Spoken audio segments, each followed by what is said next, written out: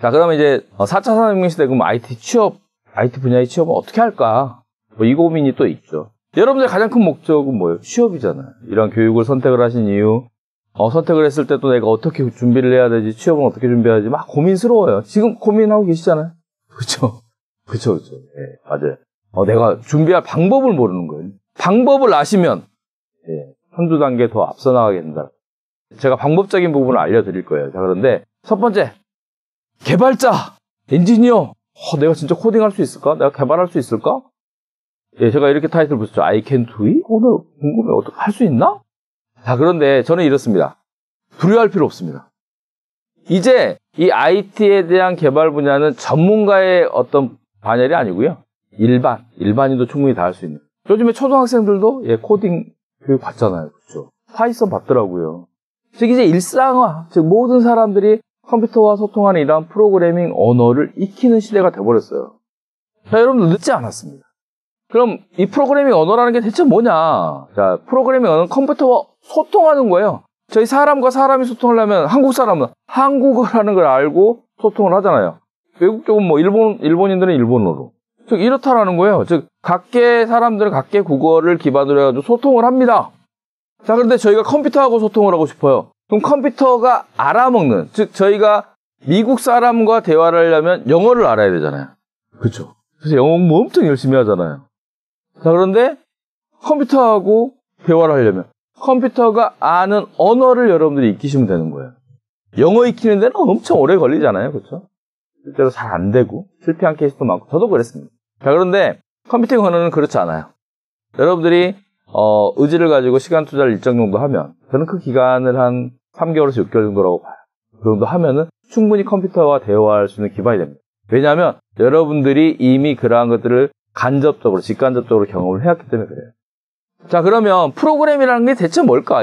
우리 엑셀, 한글, 파워포인트 이런 걸 프로그램이라고 그러거든요. 즉 프로그램들은 이 언어를 기반으로 해가지고 만들어낸 거예요. 이것들은 어떤 거냐? 프로그램이라고 하는 것은 정해진 일을 순서대로 하는 거예요. 순서대로. 이런 거래요. 옆에 나와 있어요. 어이구, 되게 복잡한데요? 아닙니다. 복잡하게 지금 처음이니까 복잡하게 느껴지지. 여러분들이 이제 가령 이런 과정을 듣고 단 일주일 정도 지났다라고 쳐볼게요. 이거 바로 짭니다. 자, 그런데 짜지 못하겠는데요? 예, 짜지 못할지언정 읽을 수는 있습니다. 코드를. 즉 저희가 뭐 영어나 일본어나 독일어나 뭐 이런 중국어나 여러 가지 언어 배울 때요, 처음에 말은 못하더라도 읽을 수 있으면 그나마 이해는 되잖아요. 즉 여러분들이 여기에서 나 이런 거 잘 모르겠는데 하고 짤 수는 없어요. 그런데 맞아, 불린이라고 하는 건 참거짓을 판별하는 거래, 뭐 인트라고 하는 건 인티저 정수형 변수 선언이래. 읽을 수만 있어도 이미 50% 이상 달성한 거예요. 여기 잘 볼게요. 이렇대요. 결과물이 이렇게 나오는데요. 근데 코드는 보면 되게 단순해요. 여러분 9구단 짜는 프로그램 6줄 정도면 짜집니다. 9구단 2단부터 9단까지 짜는 거. 이런 이제 그 반복문을 이용을 해가지고 하는 건데, 처음에 보면 되게 생소해요. 그런데 해석을 한번 해볼게요. 반복해라라는 의미예요. 0부터 반복해, 이 길이까지. 그 다음에 순차적으로 한 번 돌아오면 일씩 증가시켜. 그래서 1번이었던 것이 한 번 증가됐으니까 2번 되는 거고, 또 한 번 올라가서 증가되면 3번. 그런 개념이에요. 즉 현재는 여러분들이 그러한 부분을 경험을 하지 못했기 때문에 어렵다라고 생각하는데, 제가 말씀드렸듯이 정말로 1, 2주 되면은 이러한 것들이 해석이 되고요. 그 다음에 그것을 여러분들이 직접 코딩을 할 수가 있다라는 거예요. 그리고 이제 점차 여기에서 그 문법이라고 하는 걸 점차 익혀 나가는 거예요. 그 언어에서 사용되는 기술들. 자, 그런데 언어라고 하는 것들이 되게 많아요. 이렇게요. 자바라는 언어도 있고, C라는 언어도 있고, C++, 뭐 PHP, 뭐 루비, 뭐 되게 많습니다. 자, 그러면 내가 어떠한 언어를 익혀야 될지, 이런 것도 여러분들 고민을 해보셔야 돼요. 가령 전 세계에 영어라는 것도 있고, 일본어라는 것도 있고, 중국어 되게 많잖아요. 그 중에 내가 익히고자 하는 걸 익히면은 대화가 되잖아요. 마찬가지예요.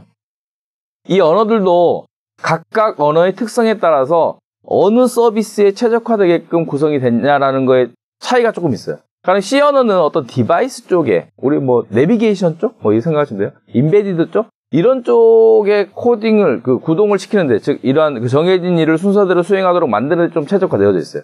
그래서 조금 어렵다라고 느끼시는 분도 있어요. 막 포인터 개념 나오고 막 이래가지고.